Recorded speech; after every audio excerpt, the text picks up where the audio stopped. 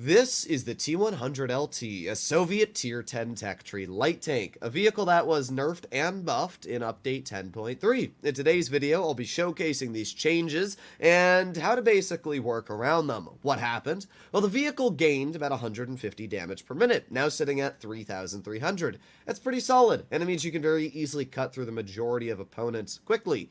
But as a downside, the vehicle lost a lot of pen. 10 on the standard, going from 240 to 230, and 10 on the premium, going from 290 to 280. This is quite substantial of a nerf, because 280 mils of pen really is not a lot. You are going to struggle a lot to cut through well-armored opponents.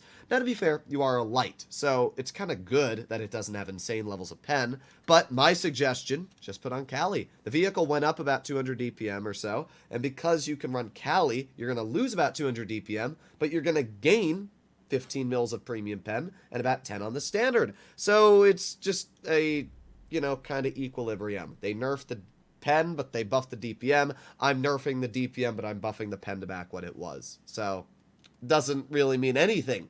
The other things that got changed on the vehicle, well, it did lose a bit of armor, but it doesn't really matter. The T100LT's upper plate doesn't get bounces because it's a very thick plate. It gets bounces because of the fact that if it's angled at a 72-degree slot, AP and APCR shells will always bounce it if the 3 calibers rule doesn't come into effect. The way 3 calibers rule works is that if you have a plate, let's say it's 50 mils thick, your gun caliber has to be 3 times the thickness, so 151 millimeters, to always overmatch that plate.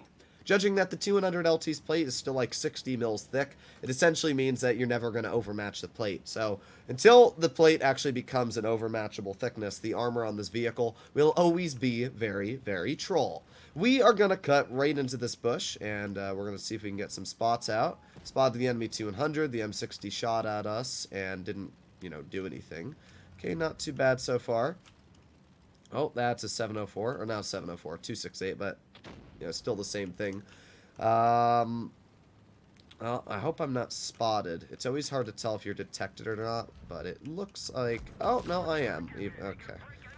I don't understand how bushes really work in this game. Like, I always try to, but certain bushes have different levels of camo they give you. And even though I'm running Camo Net, which gives me basically infinite camo when you're sitting in a bush, I guess it's still not enough to actually to work for my vehicle. So the 60 TP, is he just going to YOLO me? Is he going to be like classic, I'm a heavy driver? Well, we got one shell into his vehicle, and he's actually not looking at me currently. So we're going to use that adrenaline. And this is what I always say. If you need that bit of extra DPM, you've got adrenaline at your, your side. So I'm using that adrenaline to increase my effective DPM right now. And as you can see, it obviously helped quite a bit. We were able to get 1,200 damage into the 60 TP. We're going to aim it on him again. There you go, another nice shot. He's still not looking at me, but we're going to back up when he starts to, and I'm not going to allow the 60 to actually shoot me. There you go, another nice shot into his vehicle. The mouse unfortunately bounces him, but that doesn't matter too much, as we're going to get a finishing shell into his tank. Okay, not too bad. We got the enemy mouse right in the front, and I don't want to get shot by that, obviously. We can see that the mouse was looking at me.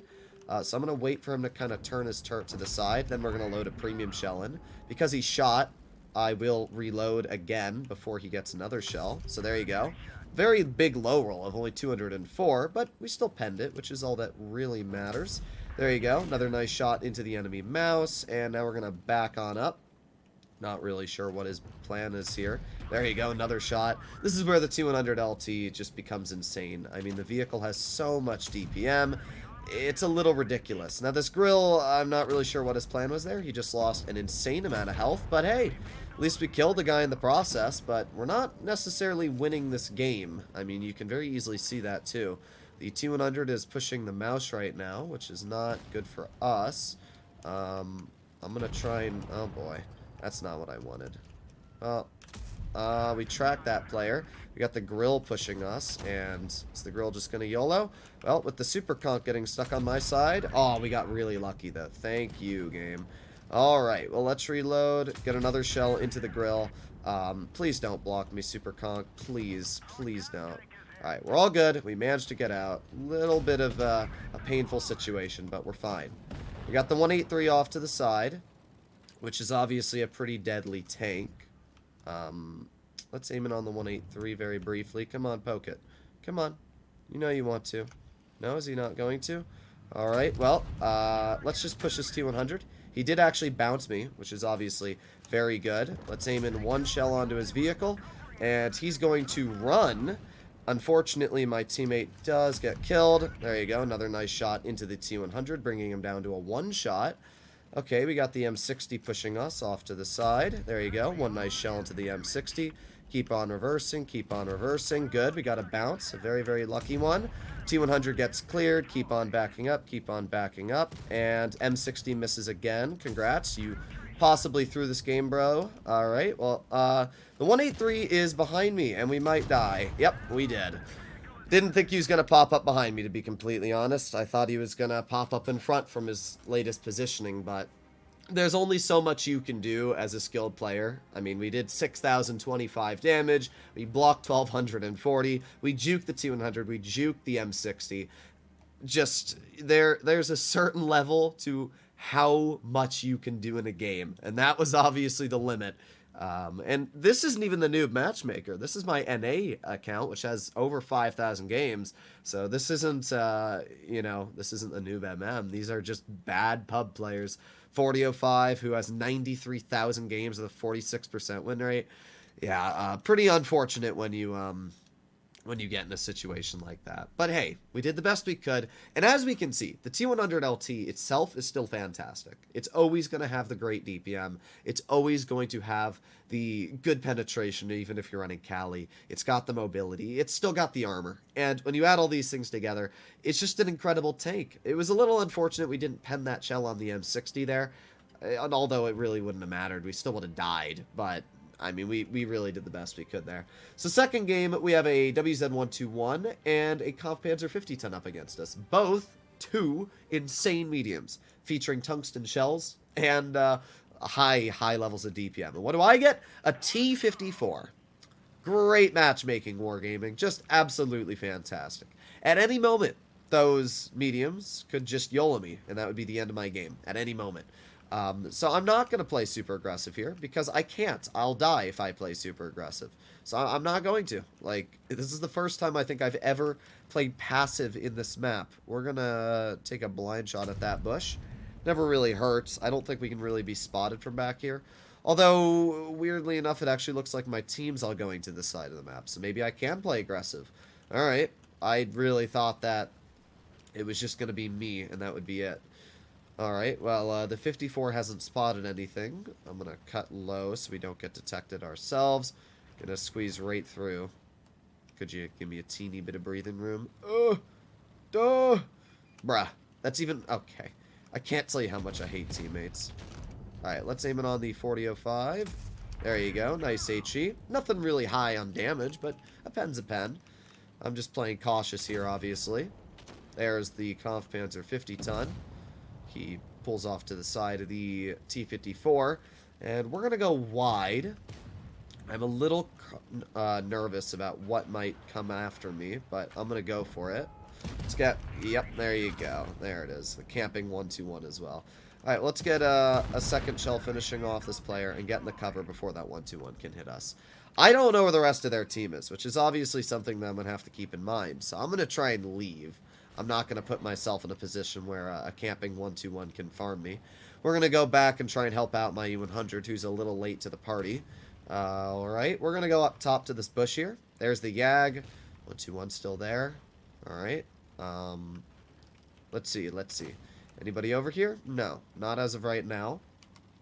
They still have a Kron who hasn't been spotted at all. Okay, well, we're going to push up.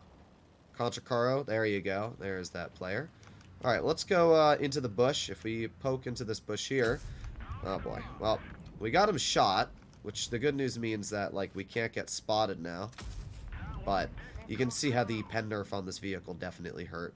Previous changes to the game, my Kali would easily be able to cut through that vehicle. But because we don't really have the pen anymore, we just can't cut through that Conchacaro 1 Mark II. Very unfortunate. Alright, well, we're going to poke over here. We should be able to cut through his vehicle at this angle. There you go. Pretty easy pen. He shot once. We did get detected. but we're fine. We got the Yo off to the side. There you go. Nice shot. I mean, this tank still feels so good because of the fact that the gun is just incredible on the vehicle. Even if you don't pen your opponents, you're still giving your team a benefit because of the fact you have this shell mechanic, which is just super nice. So we get another shell into the Yo. Nothing crazy, but it did some damage. Alright, we got the Jagdpanzer E100 off to the side. Let's see if the Contra is still over here. No, he's not. Okay. I mean, I'm not going to YOLO in because I can very quickly just get clipped by that Contra alone and be brought down to a tiny bit of health. So for now, we'll just wait. My 263 is making a pretty aggressive move, and I'm not really sure why, to be completely honest. He's got 190 health. The good news is I have support from my team. The Yag's just not getting spotted. Not much is going on as of right now. Very interesting battle. We got the Contra off to the side. There you go. We did end up getting a shell into his vehicle. Nothing ridiculous again for a damaging shot, but any damage is fine with me, so I can't really complain. The Kron is missing RU-100. Still, nobody's getting detected in the open. Contra looks like he's taking the wide route a bit. But I'm just going to wait. Again, there's nothing to do here. I'm not going to be the one to push in my light when my heavies, you know, my full health VK7201's going to camp and spawn. I'm not going to kill myself because of that. So there's no point to do any of that. My E100 has the stock gun. He's just getting full clipped, which is obviously not a good thing. We're going to aim it on the Yag. There you go. Easy pen into his lower plate. We're going to aim in another shell onto the Yag. There you go. Finished him off. That's what you gain for being passive. You can see how just waiting for our opponents to make mistakes allowed me to get the clear onto the Yag, and that was obviously very important. So now we're going to go wide. We're going to spot the Kron, and we're going to get a nice shell into his vehicle for 308. Don't know if we got spotted. We did, but at least we were able to get some damage into his tank in the process. The Yo's off to the side. We are over 3,000 damage at this point, which is pretty good. And, yeah, waiting passive was definitely the correct option in this game. I don't know where this Contra is. I mean, I no clue where he went, but there you go. Nice shell into the enemy Yo. Not too bad. Let's see, the Kron's off to the side. The Yo's not really doing too much. Let's see if we can get a shell into the side of the Kron turret. There you go. Nice 317 shot. We're up to 3,600 damage at this point. I mean, we're getting good damage out. And this is what you want to do in your lights. Never ever YOLO in. That is the worst decision you can ever make in any lightly armored vehicle. You always want to play passive, wait for your opponents to make mistakes. Wait for your team to do their job. Because if you don't, you're going to get in a situation where you drive in and then just get killed by a camping Kron or, you know, a Contra or a Yag that's looking towards me. So that was a pretty solid game. We did 4,000 damage. It took a while to complete, and it wasn't the most exciting battle. But a win's a win, damage is damage, and we got both of them, so I can't really say all too much. As you can see, T100 is still a fantastic light. It's able to play very aggressive, as you saw in that first game, but it's also able to use that spotting mechanic and play super passive, as you saw in the second game. So it's just a really good vehicle. Even though we did struggle to pen things like the Contra at a bit of distance, it doesn't really matter when the gun is super accurate and the penetration is still good enough for the majority of situations. So hopefully you enjoyed today's video. I'll see you all in the next one. Bye-bye.